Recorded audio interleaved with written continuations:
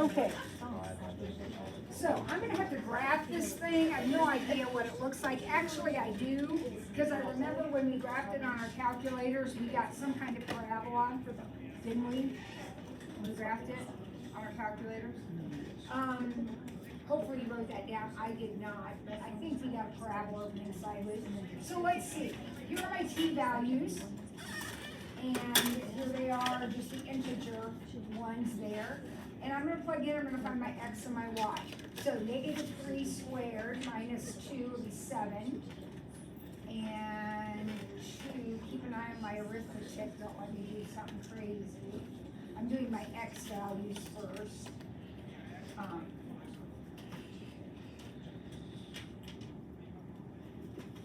And now I'll do my y, same way. I'm gonna plug in my t values.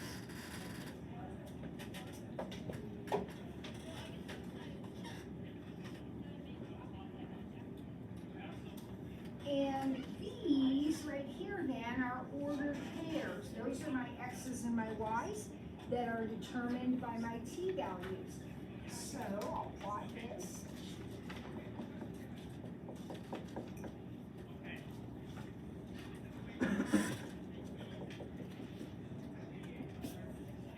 And let's see what we get. We get 7, -9, 2, -6, -1, -3, -2, 0.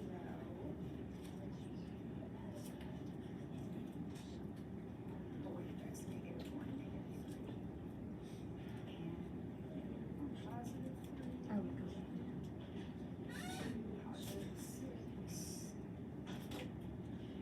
does that look like the parabola that we got when we did it on our calculator? We said the cool thing about graphing that parametrically on our calculator was we could actually graph that. That isn't graphable in regular function mode, but when we put it in parametric mode, we could graph it. And of course, now we just do it also by hand.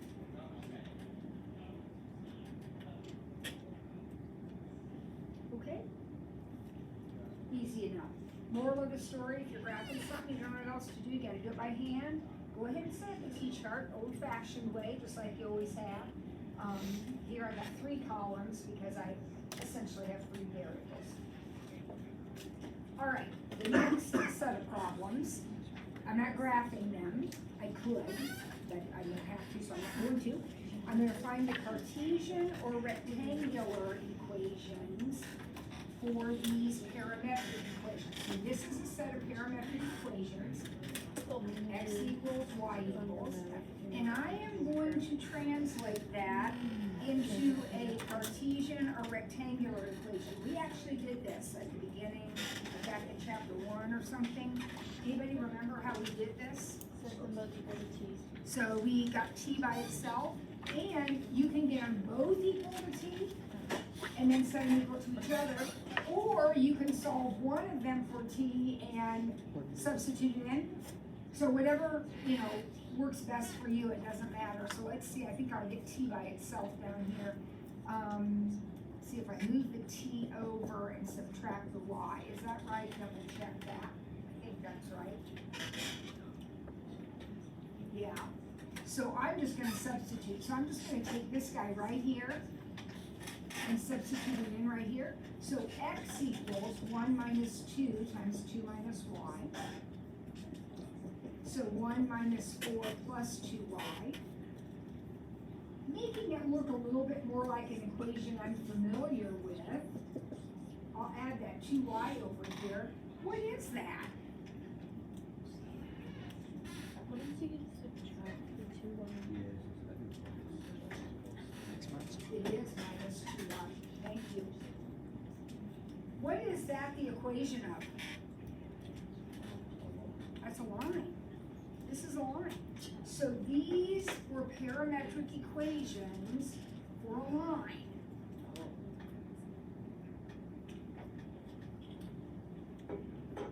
Let's look a little more closely at this. This isn't pertinent at this moment, but it will be, so we might as well do it right now. Here's the, are we okay here? Did I get it right now? This is the line. Let's put that in slope-intercept form.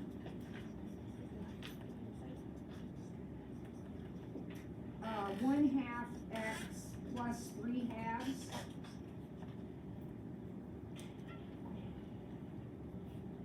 that right?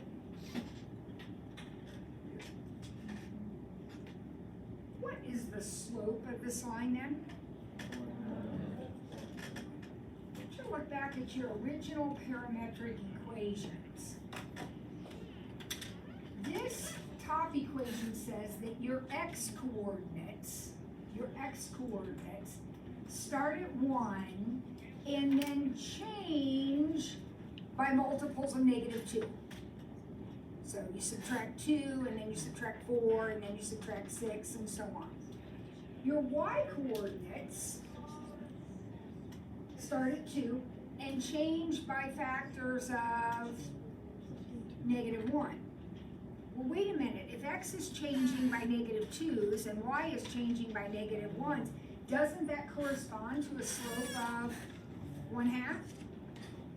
So this right here, when you have a line written parametrically, these coefficients on t actually represent the slope of the line every time, because they're telling you how your x's and y's are changing.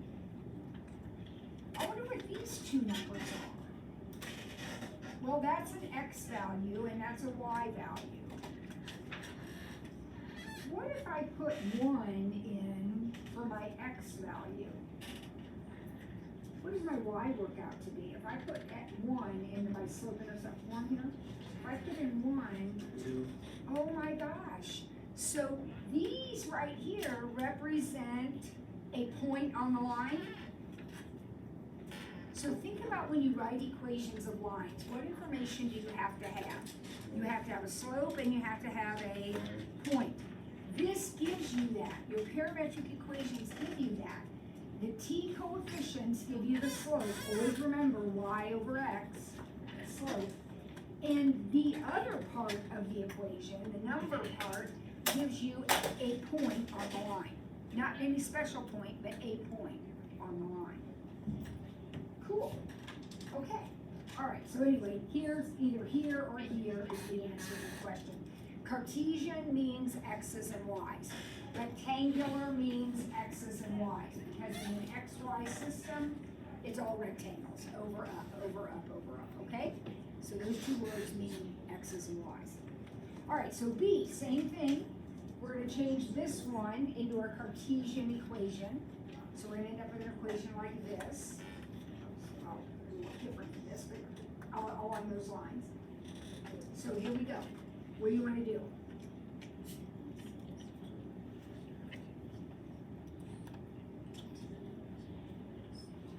So t equals y over 3. And then take that guy and put him right here. So x equals y over 3 squared minus 2.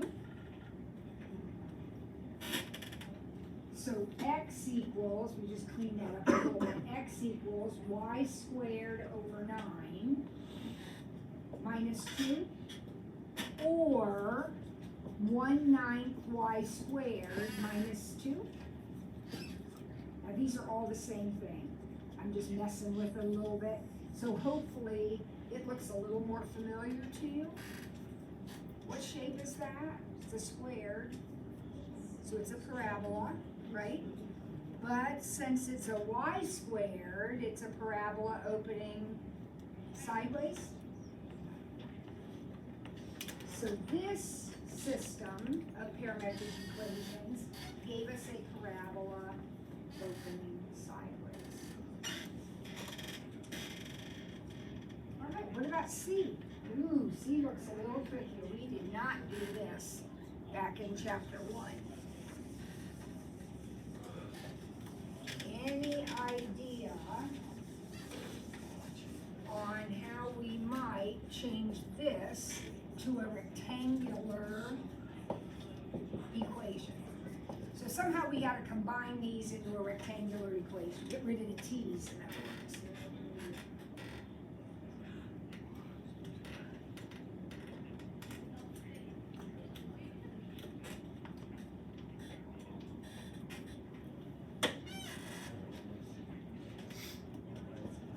Divide by 2? I'll go with that plan. I kinda like that plan. Now, is there any way to substitute a sine into a cosine? In other words, is there any way that you can change sines into cosines? Oh, if they're squared. Oh, so let's take our equations and let's square them.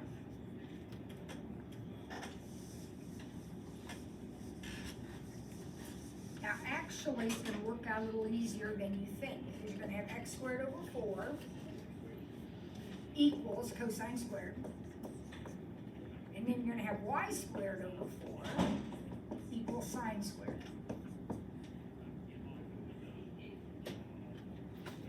Now, remember, cosine squared is 1 minus sine squared. So if you wanted to, you could substitute that in.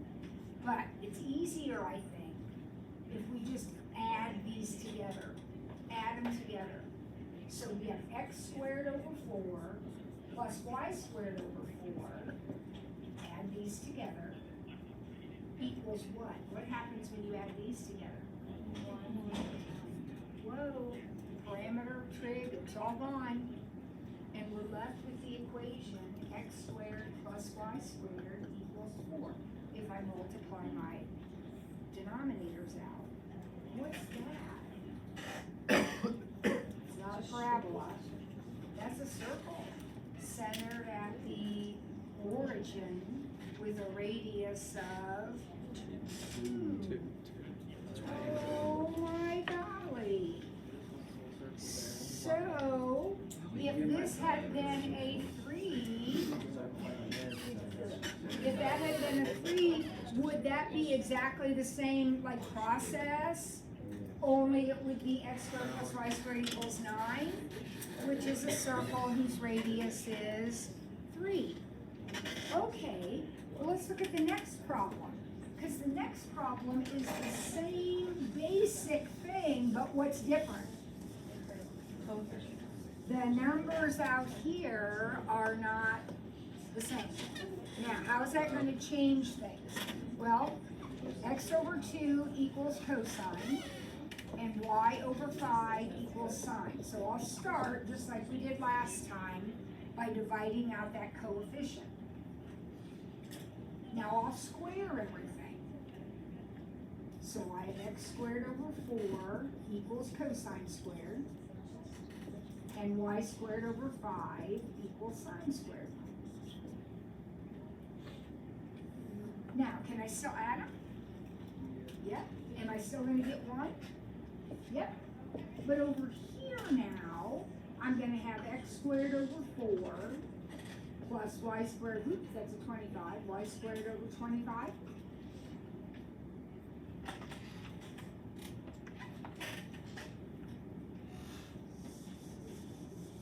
Now that is not a circle. Anybody know what that is?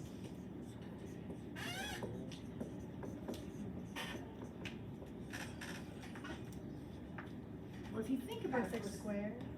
oh shoot, I erased this one. This one came out to be x squared over 4 plus y squared over 4 equals 1, right? That's what this one came out to be. And we decided that was a circle centered at the origin with a radius of 2. So this denominator here, now I know I multiplied it over because that's what we do with circles, but that denominator, the square root of it gives me the radius. So this says in the x direction, here's my center, in the x direction, I'm going to go 2 both ways. And in the y direction, I'm also going to go 2 both ways. Are you following what I'm saying, guys? So that came out to be a circle because I went the same amount Then oval. in every direction. Okay, well, what's gonna happen here? Well, I'm still centered at the origin. But now this says go sideways 2, so that's like my X radius is 2. But my Y radius is 5. So this is the equation of what we call an ellipse. This is an ellipse. Now, Mr. Shadu and I hope so much that we get to chapter 8 because that's where we study all these things. But if we don't, at least you know what an ellipse looks like now. The only way to move it off the center is to do what? What do I have to do to or move it off the origin? What do I have to do to move it off the origin? Think about your parabolas. This is your basic parabola. What did we do to that equation to move the vertex? Add and subtract something to it. That's right. So you got to be adding and subtracting. So if you had x minus 2 squared, then that would put your center at 2, 0. And then you would count up and out from there. Okay, well that's a little beyond the scope of this problem, but anyhow, there it is. All right, number 4. Write the parametric equations of the line through these 2 points.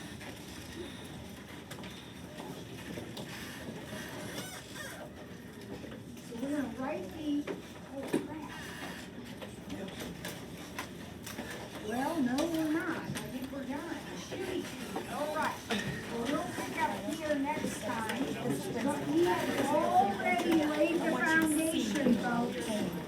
We've already laid the foundation. You should know how to do this.